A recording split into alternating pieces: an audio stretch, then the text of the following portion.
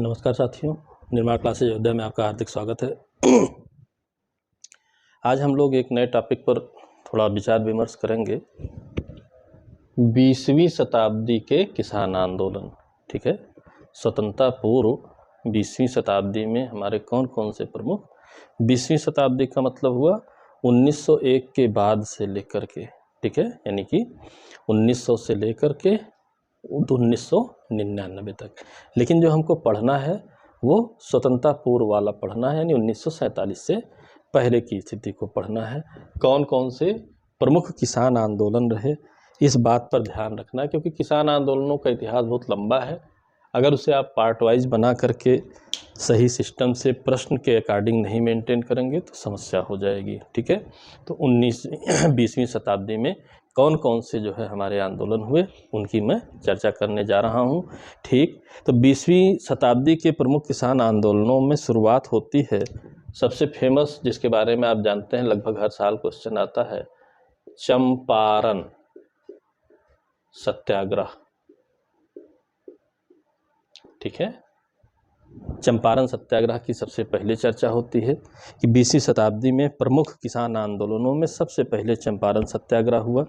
चंपारण आपका बिहार में स्थित है, इस बात को भी आप जानते हैं। ठीक है, तो चंपारण सत्याग्रह की हम बात करें तो पहली चीज़ ये ध्यान देना होता है जो प्रश्न के हिसाब से कि जिन आंदोलनों की चर्चा होगी वो किस वर्ष या किन वर्षों के दौरान रहे हैं, तो वहाँ पर क्रम वगैरह लगाने को भी पूछता है। तो यहाँ क्रम आने की संभावना बहुत ज़्यादा है, तो हम 1917 चंपारण सत्याग्रह के साथ कौन सा सन लेंगे, 1917 लेंगे। ठीक है, तो चंपारण बिहार में आप जानते हैं नील की खेती, ठीक है, इसके लिए 3 कठिया पद्धति,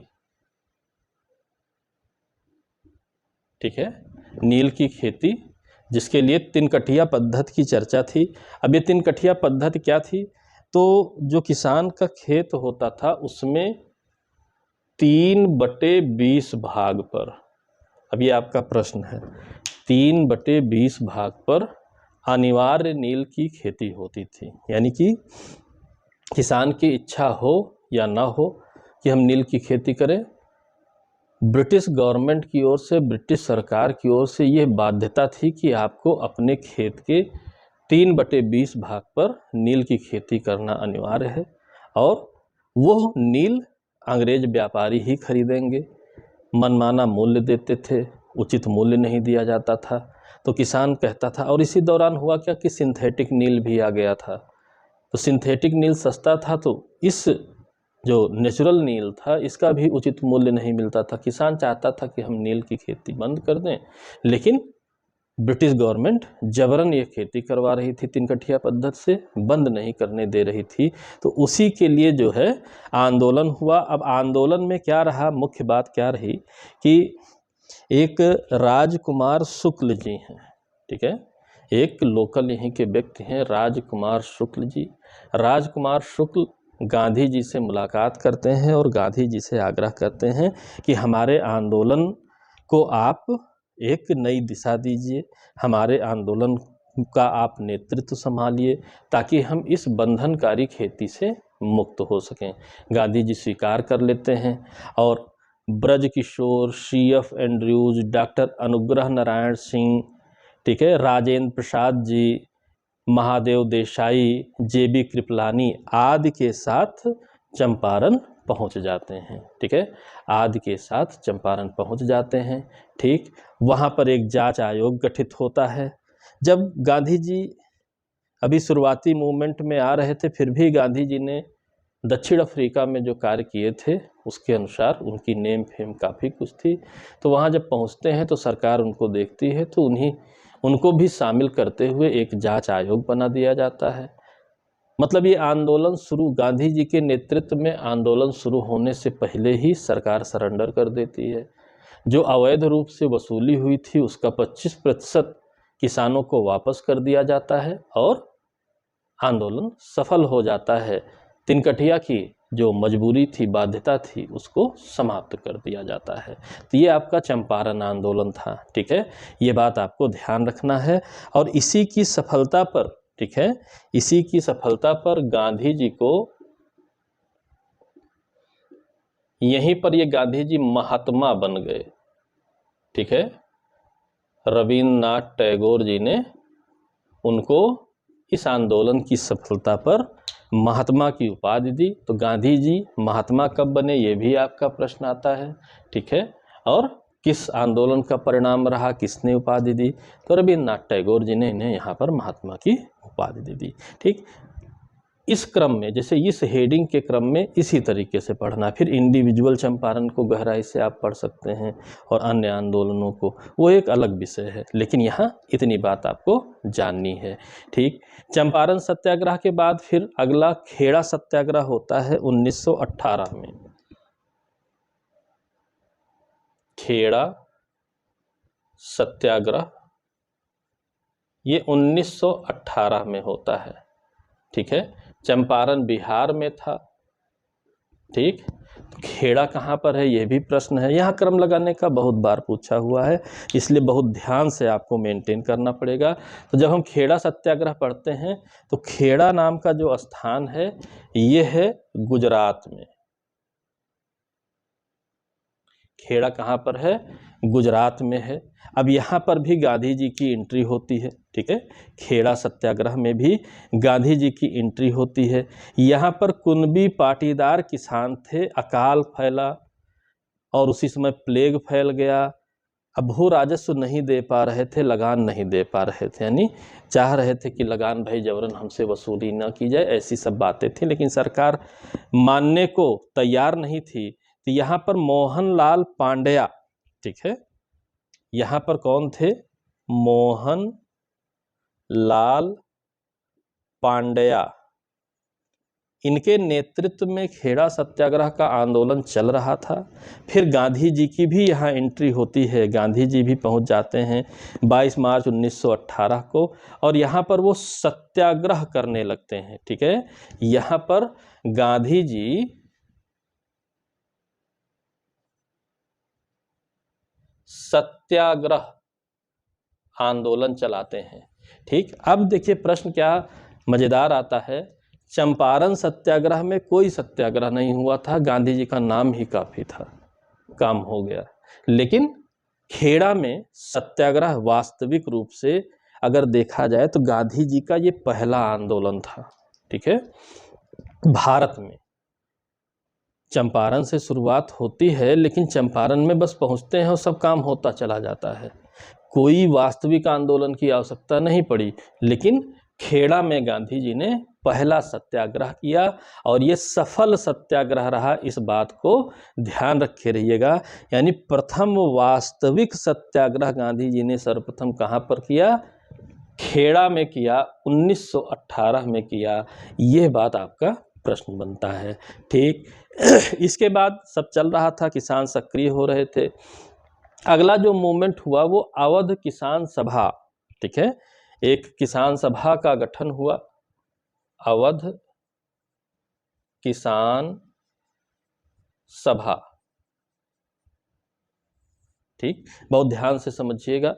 ठीक है, कई संगठन हैं, संगठनों के माध्यम से आंदोलन हैं, उनके जरिए आंदोलन हैं, तो इन बातों को आपको समझना पड़ेगा। ठीक है, इनकी कहानी को, स्टोरी को मिनिमम शब्दों में अपना आत्मसात करना पड़ेगा। देखिए यहाँ पर बहुत कुछ बताया जा सकता है, चंपारण सत्याग्रह आधे घंटे आप पढ़ सकते हैं, लेकिन अभी उद्देश्य क्या है कि 20वीं शताब्दी के किसान आंदोलनों का क्रम हमारा तैयार हो जाए।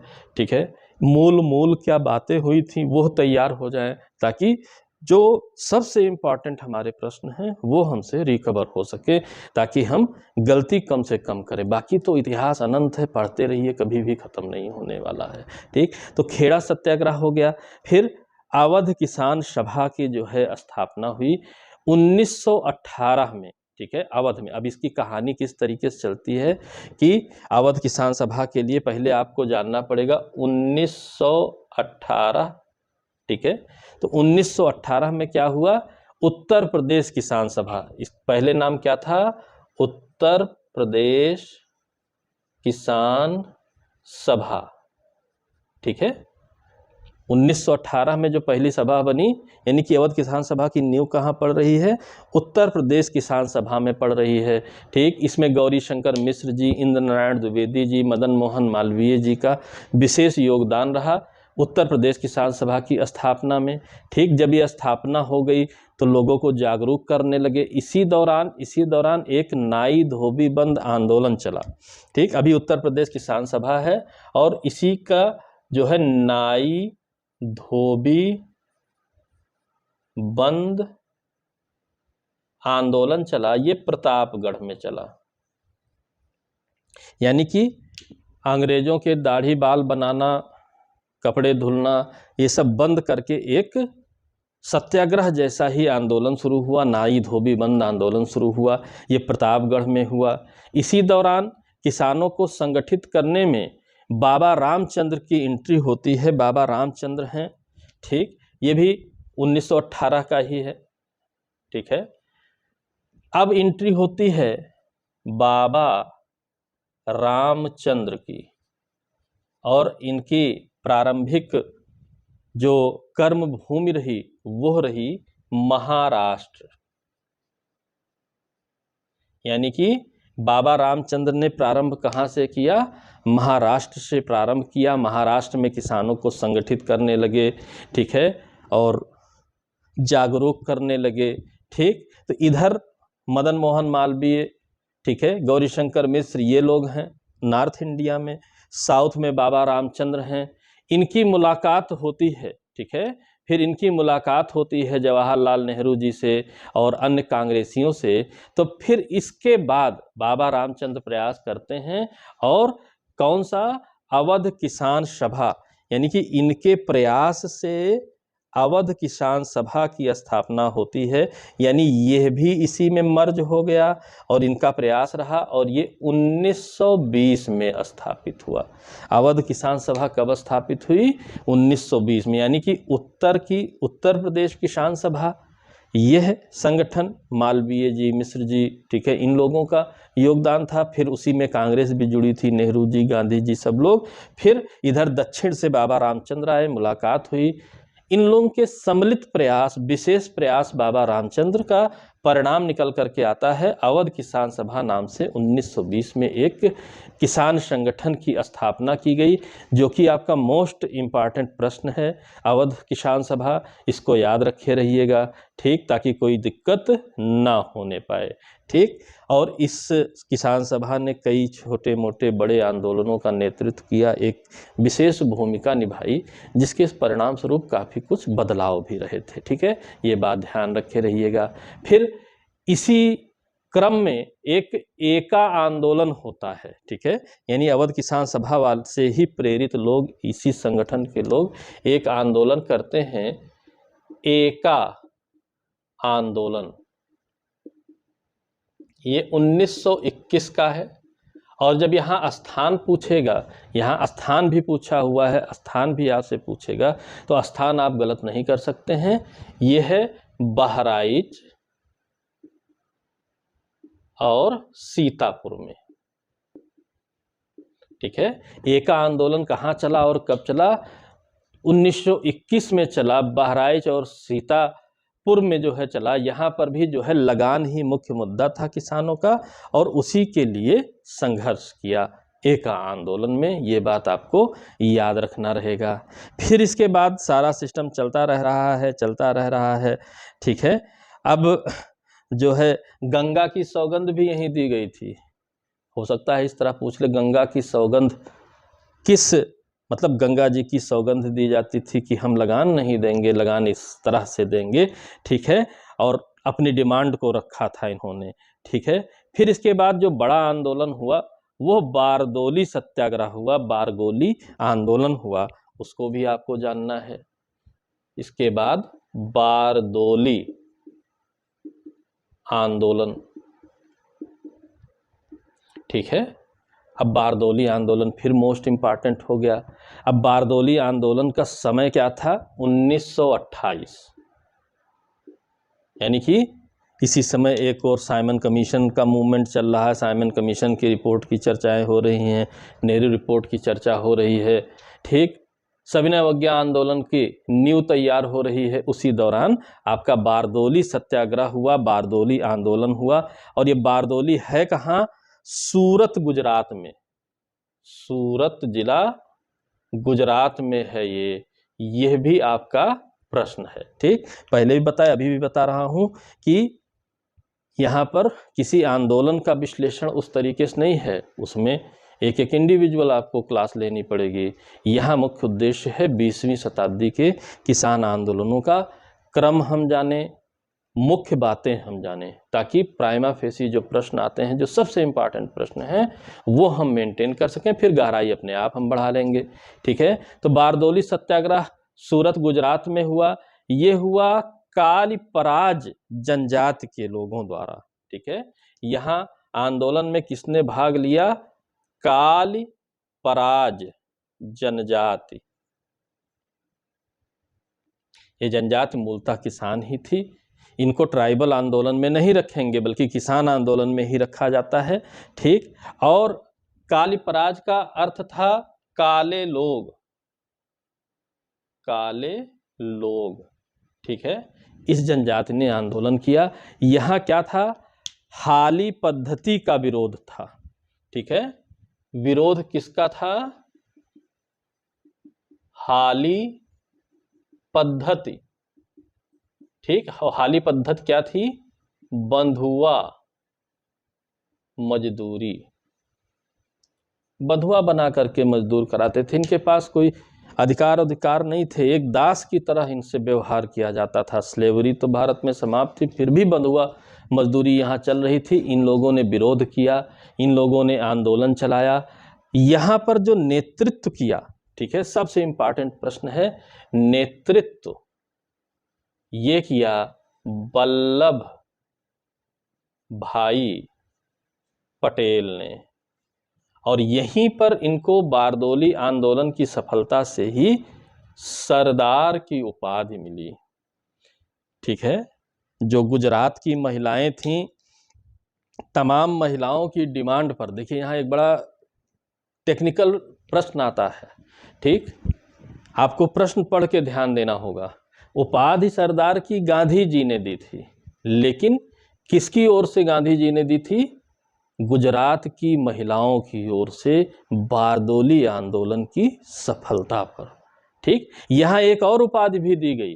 ठीक है, यहाँ पर एक और उपाधि भी दी गई। कालीपराज तो सरदार की उपाधि तो हो गई महिलाओं की ओर से गांधी जी के द्वारा। इनको, ये जो कालीपराज थे, इनको गांधी जी ने रानी पराज की उपाधि दी, वनवासी। ठीक है, रानी पराज या वनवासी की उपाधि भी गांधी जी ने दी। यानी कि बारदोली आंदोलन में गांधी जी द्वारा दो उपाधियां दी गईं। एक तो सफलता पर सरदार वल्लभ भाई पटेल को सरदार की उपाधि दी गई वहां की महिलाओं की ओर से, और जो कालीपराज जनजाति इस आंदोलन में मुख्य थी बंधुआ मजदूरी के विरुद्ध, उनको काले लोग, कालीपराज से नाम हटा करके रानी पराज, वनवासी की उपाधि भी गांधी जी द्वारा दिया गया। ये इसकी विशेषता है, इसको आपको ध्यान रखना रहेगा। ठीक है, इसके बाद कुछ और आंदोलन भी हुए, उनके बारे में आपको ज़्यादा नहीं जानना है, स्थान और सन जानना है। ठीक है, तो कौन कौन कहाँ कहाँ पर हुआ, ठीक है, ध्यान से, मतलब लिमिटेड क्वेश्चन, खाली हेडलाइन का क्वेश्चन आएगा। तो बाकस्त कृषक आंदोलन, बाकस्त या कास्त भी कहते हैं, कृषक आंदोलन, ये बिहार में हुआ। ठीक है, बाकास्त कृषक आंदोलन कहां पर हुआ? बिहार में हुआ। ये 1938 से 47 तक रहा। ठीक है, बाकास्त कृषक आंदोलन। इसके बाद बरली विद्रोह बंबई में हुआ, किसानों का ही है, वर्ली विद्रोह। ठीक है, कहां पर हुआ? बंबई में हुआ। ठीक है। इसका सन है आपका 1945, ठीक, बरली विद्रोह हुआ। फिर इसके बाद इंपॉर्टेंट है तेभागा आंदोलन, त्रिपुरा बंगाल में हुआ, तेभागा आंदोलन, ये त्रिपुरा बंगाल में हुआ, ठीक है। ये 1946 से 1950 तक रहा, यानी स्वतंत्रता पश्चात भी चलता रहा।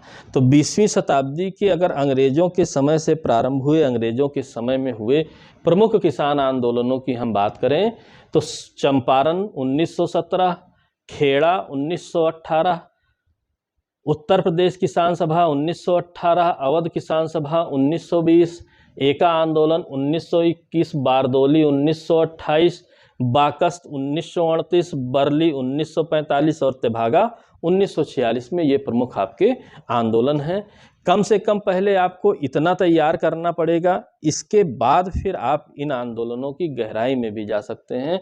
लेकिन अगर सब खिचड़ी बना करके चलेंगे तो ना आप सुमेलित कराने वाले कर पाएंगे, ना आप क्रम लगाने वाले कर पाएंगे। इसलिए आप अपनी पढ़ने की स्ट्रेटजी को बदलिए, आप प्रश्नों को पहचानिए। सुमेलित कराने का प्रश्न आता है तो आपके पढ़ाई का मोड वो भी होना चाहिए, ठीक है। क्रम लगाने का प्रश्न आता है तो वो भी होना चाहिए, और गहराई से विशेषताओं वाला प्रश्न आता है वो भी होना चाहिए। ये आपके ऊपर निर्भर करता है कि आप अपने पढ़ाई के दौरान क्या ऐसा विश्लेषण करके पढ़ते हैं या नहीं पढ़ते हैं। नहीं पढ़ते हैं तो अभी भी समय है, संभल जाइए, और पढ़ते हैं तो बहुत अच्छी बात है। आशा करता हूँ वीडियो पसंद आई होगी। पसंद आई हो तो लाइक करें, शेयर करें, और चैनल को यदि सब्सक्राइब ना किया हो तो सब्सक्राइब करें। इसी तरीके के प्रश्न के आधारित और जो है क्वेश्चन ओरिएंटेड वीडियोज़ के साथ मैं आपसे मिलता रहूँगा। मिलते हैं अगले वीडियो में, तब तक के लिए धन्यवाद। जय हिंद, जय भारत, धन्यवाद।